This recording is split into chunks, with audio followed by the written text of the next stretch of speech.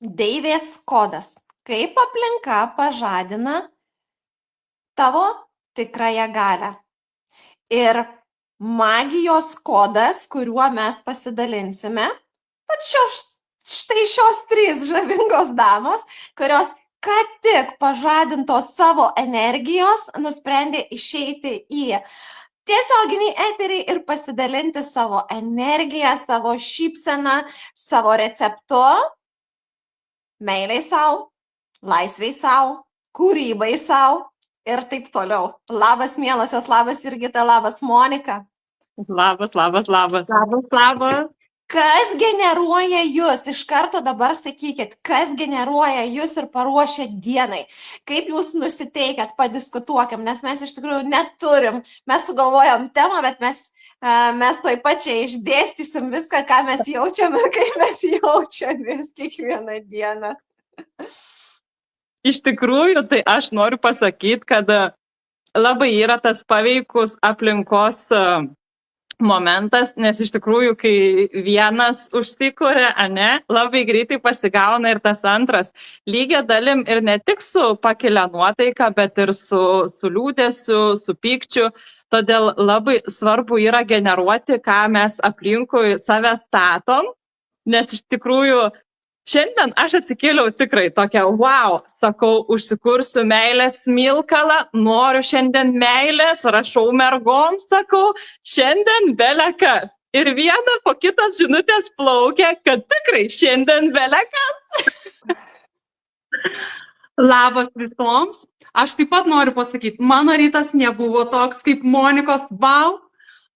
Mano rytas buvo sunkesnis, nes turėjau eiti į kirpyklą, norėjau pamiegoti, bet kadangi mes čia užsikūrėm diskusijom bendrauti, aš grįžau, man tiesiog net daiktai pradėjo skraidyti.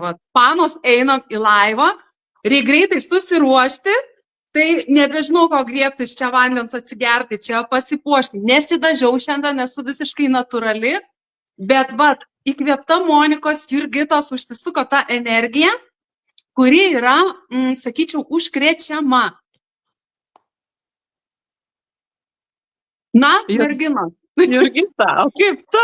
Deivės jo, o mano diena tokia, pradėjau nuo savęs. Nuo savęs pažadinau savo sakralinę čakrą, žodžiu. Pabuvau su savimi ir paskui jūs išgirdau čiatą, kad ten piškinat ir galvoja, ir čia yra tas, ko labiausiai reikia moteriai, nuoširdžiai, paprastai, aiškiai ir ta generuojama teigiama energija, nuotaika, kur jinai gali išsprogdinti. Taigi ne tik tai smegenis, bet į visatą, į kosmosą gali išlėkti. Ir visgi apie tai, kad visos 3 mes esame bendrame versle, grožio versle, mes turim bendrą sąsają, mes generuojam bendrus tikslus, norus ir taip toliau, darbus ir strategijas. Bet apart to, mes dar turime kitą pusę. Gal sakyčiau labiau neraganystės, bet deivių ir magijos pusę, kas mus sieja. Mes dar turim dar vieną grožio čatą, kuriame mes diskutuojam apie jausmingus dalykus, kurie mus užkrauna, kas mus užkrauna, dalinamės informaciją, mes turim ir vedlių, ne tik tai mes pačios, bet turim labai labai šviesių moterų, kurios apjungia visą tai ir įprasmino mus tuo pačiu. Ir realiai, tai čia nebūna taip kiekvieną dieną, kad mes sproginėjame, ne panos? Pas mus būna tokių dienų, o vietos, viskas, nepajėgiu, reikia eiti atsigauti, reikia eiti padaryti, paleisti kažkokią emociją ar dar kažką. Ir mums tas padeda, mes turim magijos tokius, mes turim magijos lazdeles, tokias magijos lazdeles. Ir tai yra vienas iš mūsų nusiraminimo būdų, kuris mums duoda tą tokią apgaubę mus, tą tokią šviesą, magiją ir mes taip nusiraminam. Tai mes naudojam, noriu paprašyti jūsų, kad pasidalintumėt čate, kas klausotės ir kas klausysitės, kaip jūs nuraminat save. Kokį jūs turit nuraminimo būdą. Vat, pavyzdžiui, mums patinka smilkalai. Mes esame atradusios tokios fantastinius smilkalus su magijos elementais ir tai mus taip įprasmina, taip nuramina. O kas nuramina tave? Kava turbūt nelabai nuramins, jeigu esi išsiderinusi, galbūt ar knyga, ar tau meditacija, ar tu eini į mišką išsiriekauti arba pasivaikščioti ir kitokie dalykai, tai būtinai rašyk, nes tai galbūt atlieps ir kitoms moteriams.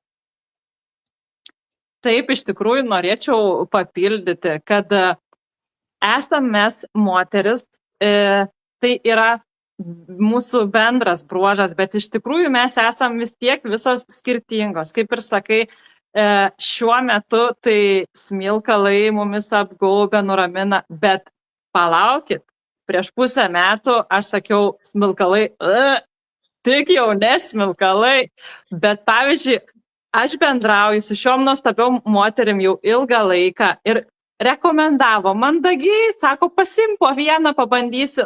Nu, gerai, pabandysi, žinai. Ir ta prasme ir prilipo. Ir taip mes dalinamės bet kuo, rekomendacijom apie knygą, apie smilkalą. Jurgita mūsų kalnų sielą savo energiją į lauką, į gamtą išneša pasikrauti. Visi turim skirtingų būdų nusiraminti, pasikelti tą ir mes leidžiam kiekvienai būti tokia, kokia nori būti. Mes nepušinam, kad tipo, let's go, man nerūp, kad tu čia dabar liūdi. Ta prasme, mes vieną kitą papildom, išlaukiam tą momentą ir manau, čia yra ta tikroji bendrystė, moteriškumas, kur mes galim leisti savo skleistis, kartais ir užsiskliausti, jeigu tuo metu nesinori. Tai Jurgita, mūsų jautrumo specialistė, papasakok tu ką nors. Aš tai labai norėjau įterpti, kad mes visos esame iš skirtingų šalių. Tai yra Škotija, Vokietija ir Lietuva. Tai irgi yra, mes netgi bandėm pažiūrėti žemėlapį, tai yra tam tikras trikampis, kuris mus jungia. Ir net šiurpai eina. Ir iš tikrųjų, šiais laikais taip gera yra turėti tas technologijas, ar ne, mes galim iš bet kokio pasaulio krašto galų gale atsigerti tos kavos online, tos arbatos. Tai irgi yra kažkas didinga. Nes, sakykime, ar ne, mes kažkuom ir panašios ir skirtingos, bet labai gerai, kad skirtingos, nes mes kiekviena vieną kitą papildom. Kažkuri iš mūsų galbūt yra stipresnė, kažkuri greitesnė, aš jautresnė ir tie visi tos mūsų savybės labai gražiai vieną kitą prilaiko. Tai aš čia šitoje vietoje irgi esu dėkingume, be galo laiminga, kad galiu ir savęs duoti kažkam tas mano jautrumas yra reikalingas, sakykime, ar ne, ir aš galiu gauti, mokytis, pavyzdžiui, iš Jurgitos planavimo, strategijų, iš Monikos greitumo, organizuotumo, nes, tikrai būna tokių dienų, kad mes kažkur tai pasimetam. Ir šita bendruomenė, šitas deivių klubas, tai yra kažkas kiekvienai moteriai. Tai perduosiu dabar žodelį. Aha, labai norėčiau paklausti, ar jūs turit savo kažkokį ratelį, kažkokį bendruomenę, klubą, kur jūs galit skleistis, augti, tobulėti, mokytis, žinoma ir klysti tenka, nes per klaidas mes irgi mokomės.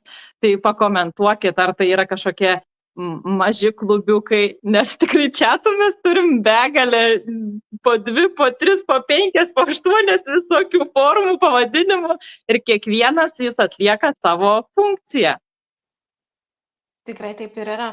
O dabar aš noriu trupučiuką apie energijas. Šiandieną klausiau ryte, kol mankštinausi, klausiau labai fainą video apie moteriškumą ir greičiausiai jisai man, va atplaukė specialiai. Ir greičiausiai, kad va išeičiau ir pasidalinčiau. Tai ten kalbama apie tai, kad moteriai yra reikalinga ir gyvybiškai svarbu susitikimai su kitomis moterimis. O jeigu jos yra sėkmingos, o jeigu jos yra pozityvios, energingos, tai juo labiau būti tenai kuo dažniau apsikabinti, jausti tą energiją. Ir aš esu girdėjusi ne iš vieno mentoriaus, psichiatro ir visokių kitokių coacherių, kurie sako, jeigu tu nori pulsuoti tą moterišką energiją, energetiką, turėti ją, tu turi būti tarp tų sėkmingų moterų, tarp sėkmingų, tarp darančių, tarp pozityvių, kurios tarsi šviečia, jos nori šviesti. Tai jeigu dar tavęs nėra, tu dar nesi ten, apie ką mes kalbam, tai būtinai pasiieškok ten, kur tu gali save įprasminti. Arba rašyk mums, mes tave priimsim į savo deivių klubą, galėsi relaksuoti, uostyti ir keisti save kaip transformuoti, o taip pat visokių gėrių sužinoti. Tai čia yra labai labai svarbu. Ir dabar Valentino diena. Ir Valentino diena, ir mes vakar su Jurgita kalbėjom, kad jinai ta diena, kuri norisi jaustis ypatingai. Bet ar tu jautiesi ypatinga visada? Ar tik vieną kartą į metus? Arba du? Gerai, moters diena, Valentino diena ir gimtadienis. Kas tau įtakoja? Šitie tik tai 3 dalykai. Man, merginos, jūs pasidalinkit, kas jūs įtakoja ir aš pasidalinsiu. Aš, pavyzdžiui, kiek jūs jaučia tos laimės? Iš tikrųjų, jau senai nebesivaikau tų šventinių dienų, kad jaustis ypatingai ir laimingai. Ir labai dažnai jau paskutinius kelis metus net pamirštu savo gimtadienį. Nes aš tikrai stengiuosi kurti kiekvieną dieną, kad būtų man kažkuo ypatinga. Kad ir tavo verytė prabėgant ant medžio pro langą. Aš be galo mėgstu gėles, man dabar aišku žiemą yra šiek tiek sunkiau, nes būdavo išeini į balkoną pasidžiaugti. Mūsų Jurgita dingo. Aha, aš galvoju, gal aš dingau. Ryšys pastrigo. Aha, va, grįžo. Parėjai, gerai, sugrįžai. Kažkas nutrūko. Ryšys buvo nutrūkęs. Ar grįžom į eterį? Ties gėlytėm nutrūkai. Su voverytėm nutrūkai. Tai aš ką norėjau sakyti, aš jau labai senai nebesivaikau tų švenčių ir tikrai stengiuosi kiekvieną dieną savo padaryti kaip šventę.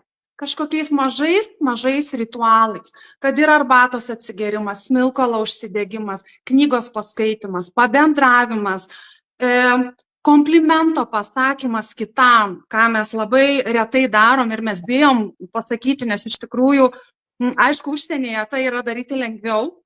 Lietuvoje, kai pasakai komplimentą, dar labai gerai pažiūri, ar tu čia tiesą sakai.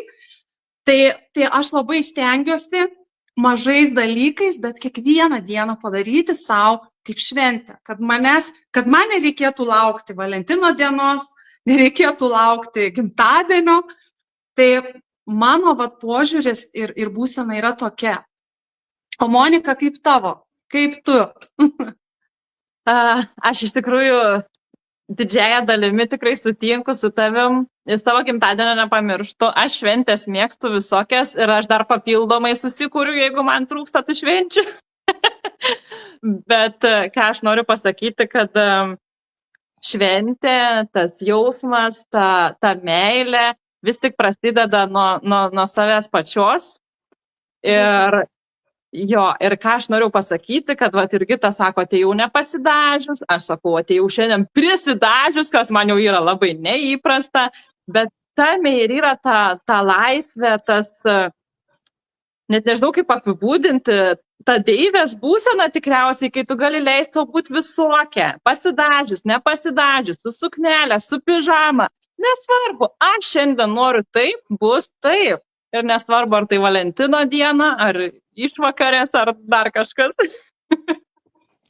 Jurgita, man patiko greičiausiai užbaigimui, kad mes galėtume kalbėti ir kalbėti, bet man patiko, Jurgita, tavo pasidalinta knygą, kokią tu dabar paskutinę skaitai ir kad dalinaisi, kad leisk savo būti.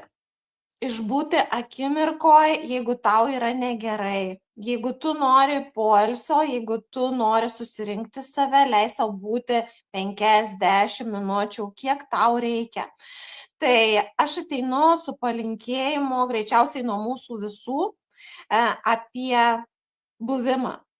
Apie buvimą, kai moteris negali leisti savo būti tokia deive, negali leisti savo būti tokia laiminga, besišypsančia. Ir kai būna tų akimirkų, jų dažnai būna tokių, kad sustoju ir nežinau, ką daryti. Tai palinkėsim mes tau, kad tu sustotum ir būtum tik su savimi. Išmok. Ir tai yra labai stiprus jausmas, tai yra galinga praktika, galingas jausmas, nes tu tada įsižemini, susiharmonizuoji, o ko mums reikia, mums to ir reikia. Tai merginos, gal jūs dar norit kažką palinkėti, pridurti? Tik tiek, kad nepamirškit savęs, leiskit savo sustoti, kaip ir toj knygoj sako, nors 5 minutėm čia ir dabar. Jeigu geriu arbatą, tai geriu tik arbatą ir mėgaujuosi jos skoniu. Jeigu bendrauju su žmogum, tai tik bendrauju su žmogum, žiūriu jam į akis ir visų dėmesį bendrauju su žmogum. Jeigu žiūriu į dangų, tai aš pilna krūtinė žiūriu į dangų ir mėgaujuosi tuo. Va čia ir yra tie esminiai dalykai, kurių mes nedarom, nepraktikuojam. Tai va, kiekvienai noriu palinkėti va po tą mažą žingsnelį sustoti čia ir dabar. Minutė, 2-3. Užtenka. Jūs nuostabios. Ir aš dabar galvoju, ir mes tiesiog paėmėm ir atskleidėme tau deivės kodą. Štai tokia moteris deivė ir greičiausiai turėtų būti. Jeigu tau buvo aktualu, būtinai ir jauti, pajutai kažką artimo, pasidalink šio video, pasidalink su drauge, tegul išgirsta, tegul pagauna tą energiją, tegul atranda savyje to tokio kibirkštėlės, tos tokios magijos. Ir būkite laimingos, mielos moteris, būkite laimingos, energijos ir šviesos. Ačiū, mielosios, iki. Ačiū jums.